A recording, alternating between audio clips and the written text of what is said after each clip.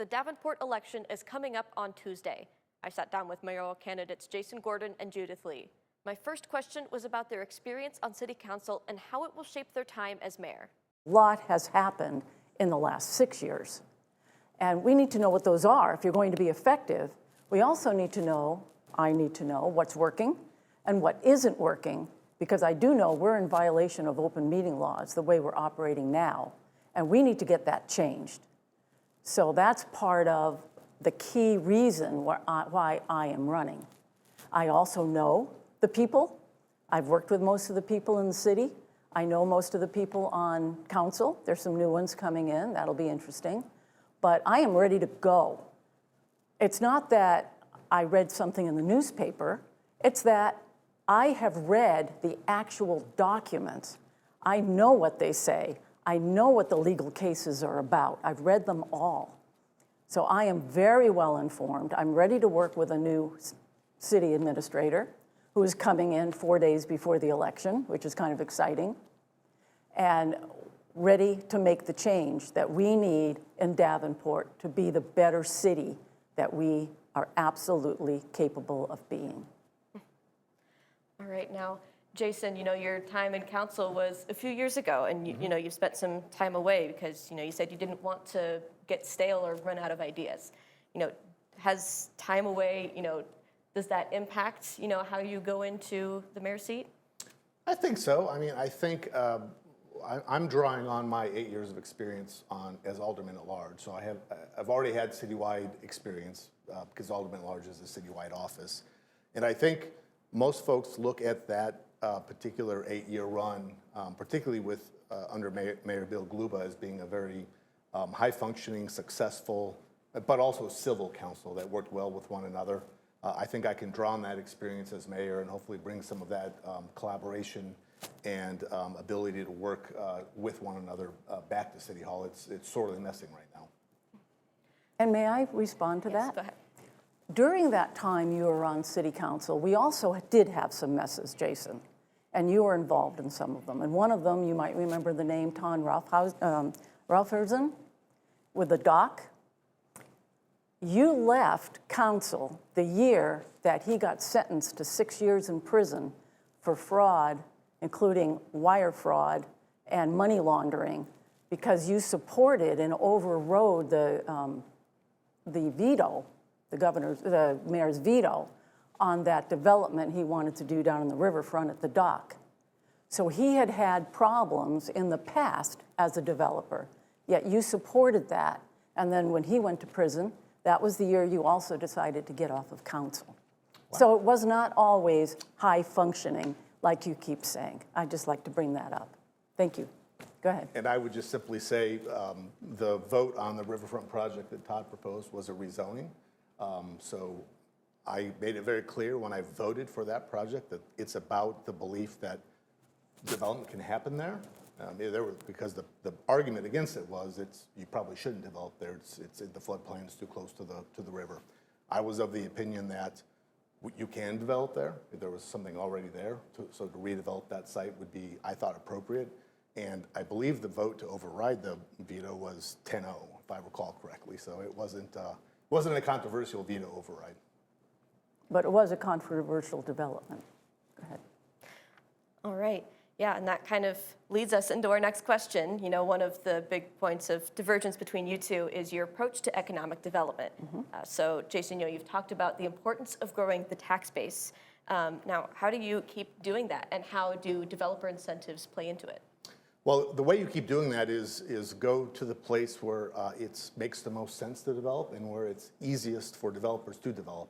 And that's becoming West Davenport because of the sewer line that the city used its ARPA funds to put in that's going to run all the way down Duck Creek and drop out underneath 280. So that is the ideal place to look for a new technology/industrial park.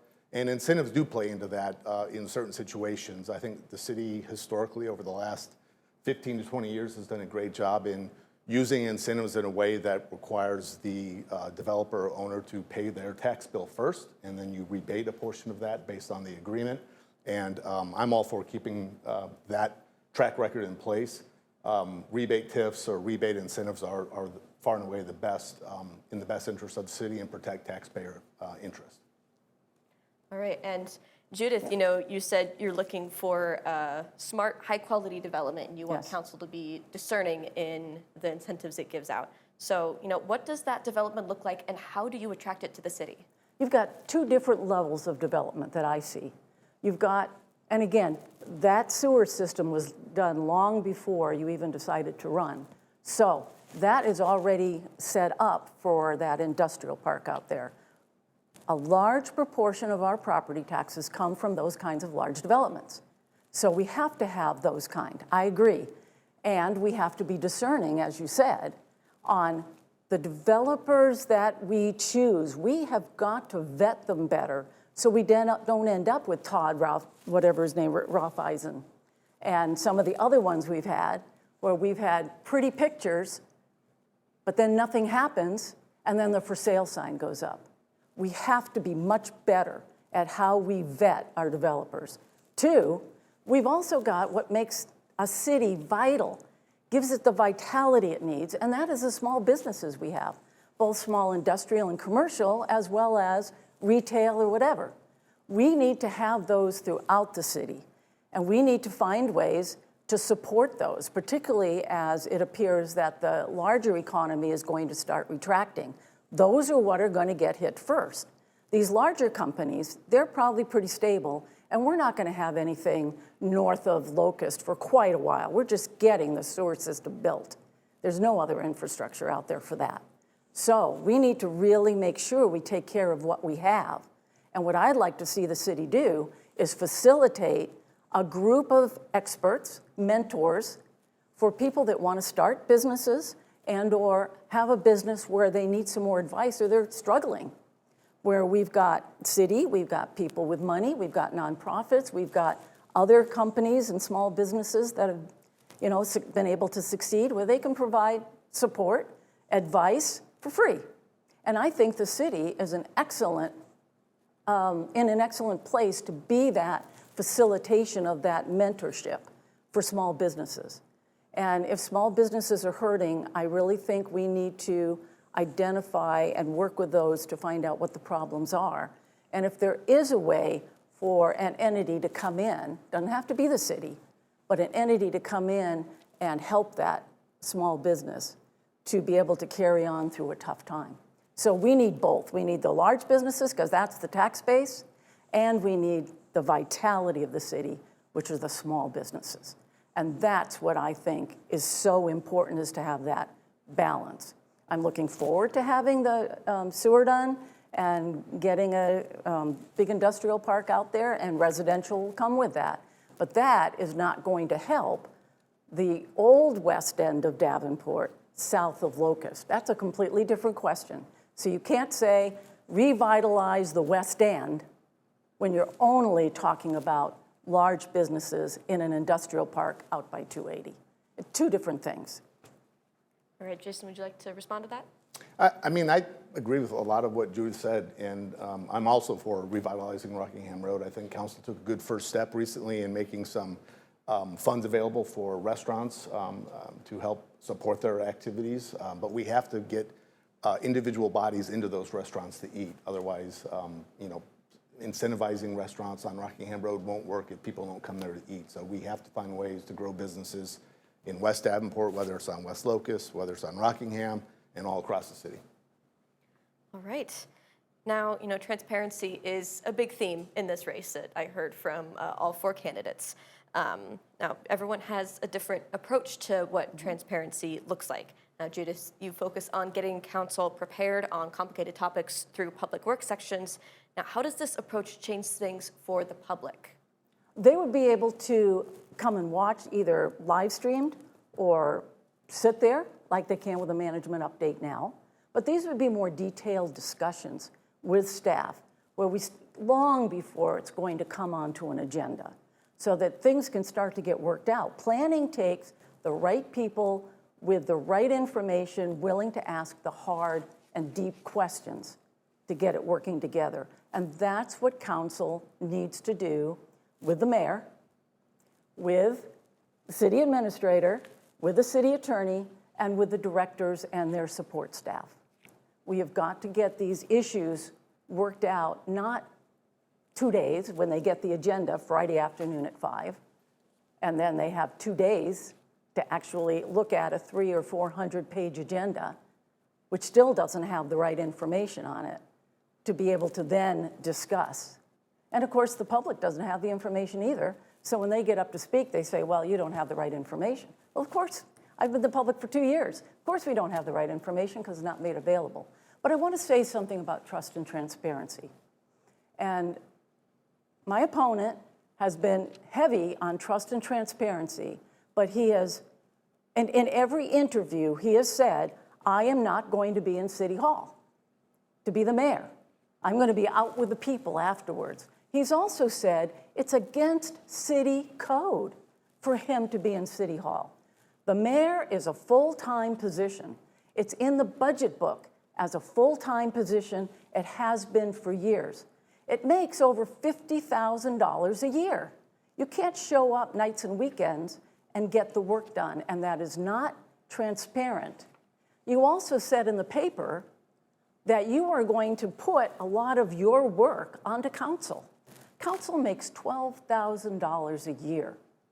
You're looking at the mayor as a side gig to your full-time job at Terracon. And you've said, well, look, they let me come to this interview. You're asking for permission from your boss at Terracon on when you can do the work as mayor. You said that the other day. None of this is accurate, But it is a full-time job. It is not in code that it's not a full-time job. It is in the budget book as a full-time job. And we absolutely need, with a new city administrator, a new council, we need a mayor that is going to be in City Hall during the day, doing her job, working with all those people to get this city going in the right direction. A lot to unpack there. So just a few things. None of what she says I have said is parts of it might be accurate, but it's not accurate. So let's start with the type of government we have in the city of Davenport. We have a strong city council, which my opponent's been talking about since day one, how we have to re-empower a city council. But then she says, well, they only make $12,000 a year. You have to do the work. Well, which is it? Who's supposed to do the work? So we have a strong council, strong administrator, weak mayor form of government. I look to Cedar Rapids as an example. Cedar Rapids there, Lori O'Donnell is the mayor. She's a full-time CEO of Women Lead Change in a city that looks a lot like Davenport, both in terms of population and the form of government. Secondly, the mayor and the council only have 2 direct reports in the city of Davenport. It's the city administrator and its corporate council. No one else reports to the mayor or the city council. The city administrator, everyone else reports up through department heads to the city administrator. Day-to-day operations are the responsibility of the city administrator, and if you want to change that, you have to change code. The mayor does not have direct reports, and I will be in City Hall, certainly often. The notion that I've said I won't be there is absolutely patently false. You said it in your announcement speech in February. I'm just waiting until I can finish my thought. So I will definitely be in City Hall. There's no question about that. But I will not interfere with the city administrator's responsibility per city code to oversee day-to-day operations of city staff. That is not the mayor's responsibility. But the mayor has a lot of responsibility according to code.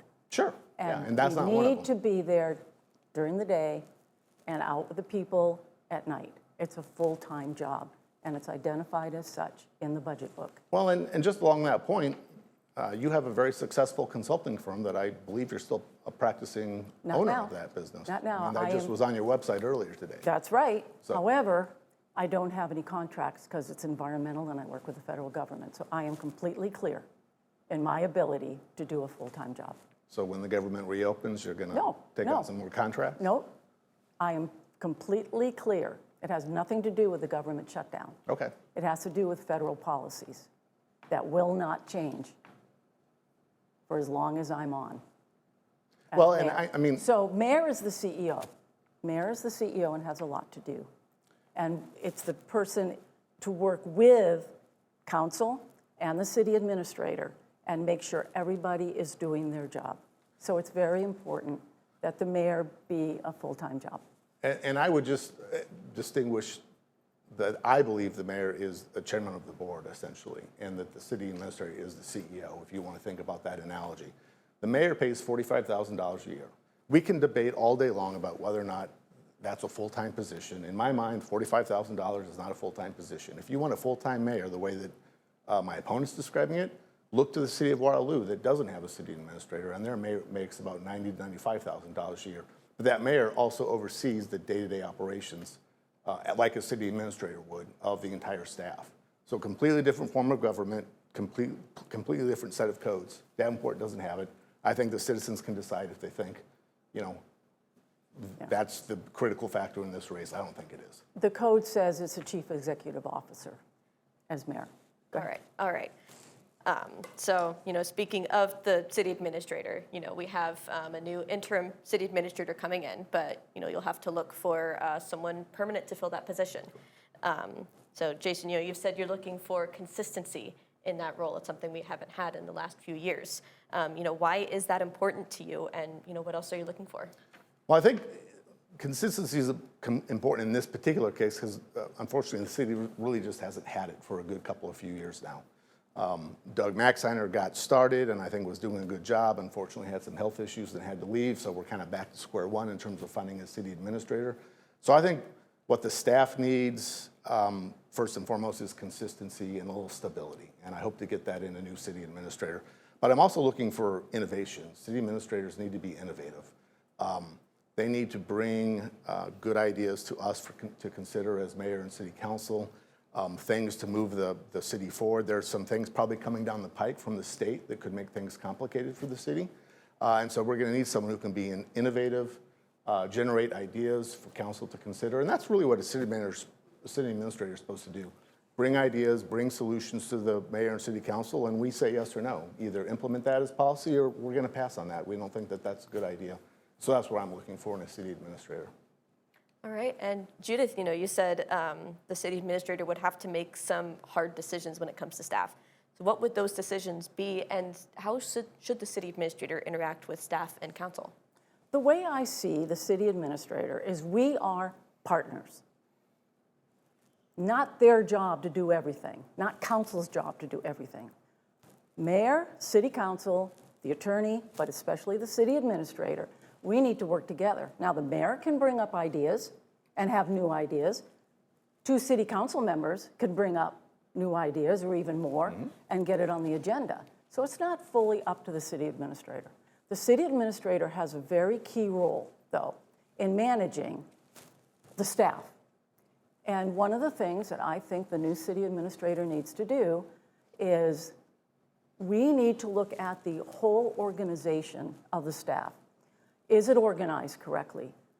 Do we have the right job descriptions, particularly for the higher levels?